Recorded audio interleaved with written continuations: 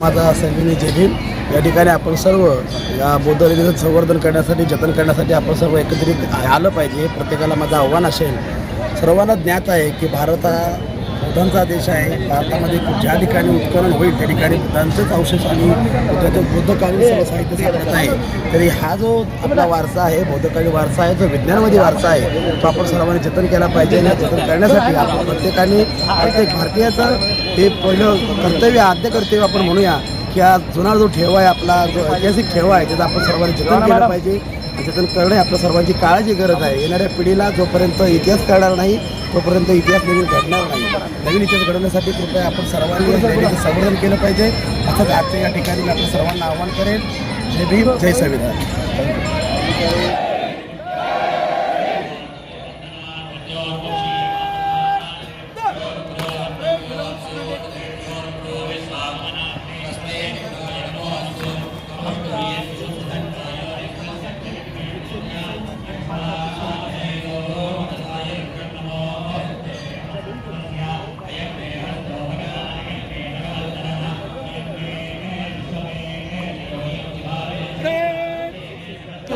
आंबेडकर साहेब या ठिकाणी आलेले आहेत। आपण त्यांना विचारूया, आज या ठिकाणी मनपेश्वर केव्ज आहे, हे बुद्धिस्ट आहे, तर या ठिकाणी हे जे आपण चालू बघतो त्याबद्दल तर आपलं मत काय आहे?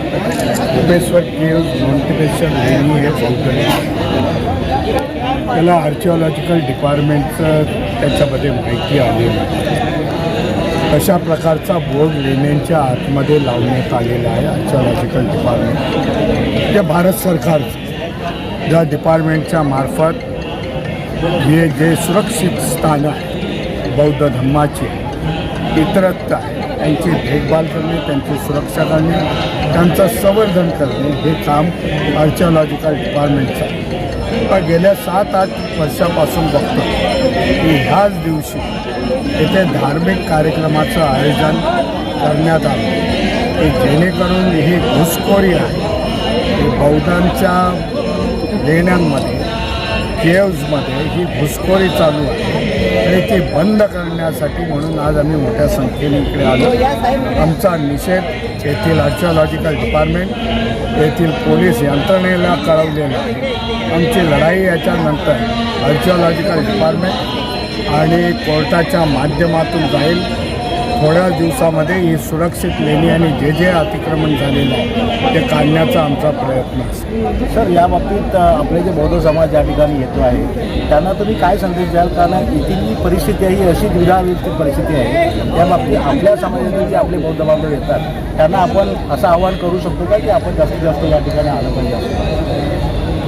हे काय मुंबई, महाराष्ट्र आणि देशाभरामध्ये जे बौद्ध धरोहर आहे, बौद्ध लेण्या, चैत्य, स्तूप आहे, त्या बौद्ध समाजाने मोठ्या संख्येने जायला हे दुर्लक्षित आपल्याकडून झाले आणि त्याच्यामुळे ह्यांनी त्याच्यावरती कब्जा मिळवलेला आहे। ज्यांनी आजपर्यंत काहीच निर्मिती केलेली नाही या देशामध्ये, तो समाज आज कब्जेने आम्ही याचे निर्माते आहोत असं दाखवण्याचा प्रयत्न आहे।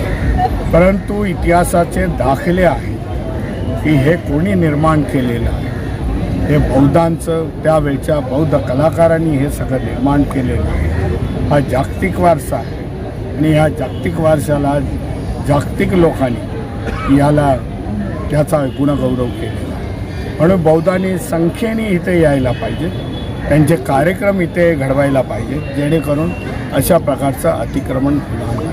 जय भीम, धन्यवाद सर। आणि या ठिकाणी आता हा जो जनसमुदाय आहे, हा जनसमुदाय असाच वाढत राहिला पाहिजे असं त्यांचं मत आहे। आता याच्यानंतर मला वाटतं कालेरी बुद्धविहार इकडे सर्व बौद्ध समाज निघालेला आहे। भीमराव आंबेडकर सुरुवातीपासूनच या चळवळीमध्ये आहेत। संपूर्ण देशभरातल्या ज्या काही केव्ज आहेत त्या आपल्या ताब्यात मिळाल्या पाहिजेत यासाठी त्यांचा प्रयत्न चालू आहे। या ठिकाणी मी आपली महासत्ता या चॅनलद्वारे चंद्रशेखर जाधव आपल्या सर्वांना धन्यवाद देतो आणि या ठिकाणी इथेच थांबतो। धन्यवाद।